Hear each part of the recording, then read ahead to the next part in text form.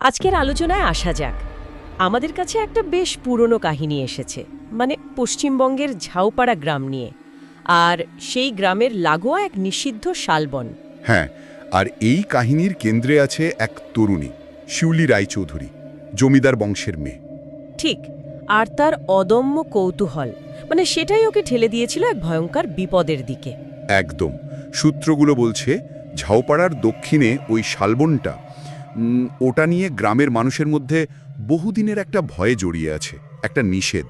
আজকের আলোচনায় আমরা বরং গল্পটাকে ভালো করে শুনি, দেখি কিভাবে কৌতূহল বিপদের কারণ হতে পারে। পুরনো বিশ্বাস, লোককথা, এগুলোর প্রভাব কতটা। হ্যাঁ, আর অতীতের ঘটনা কিভাবে বর্তমানকে তাড়া করে ফেরে। চলুন কাহিনীর গভীরে যাওয়া যাক। আচ্ছা, তো গল্পের শুরুতেই আমরা শিউলিকে পাচ্ছি, জমিদার বাড়ির মেয়ে, কিন্তু বেশ দুরন্ত, প্রাণচঞ্চল। মানে বয়স অল্প, বুঝতেই পারছেন। বৈশাখের দুপুরবেলা ধূপেশ্বরী নদীর ধারে সে দোলনা দুলছে, আম কুড়োচ্ছে। বেশ একটা মুক্ত জীবনের ছবি, তাই না? হ্যাঁ, বেশ মুক্ত। সেখানেই তার দেখা হয় গ্রামের এক বয়স্ক মাঝি খোগেন কাকুর সাথে, বাপের বয়সী।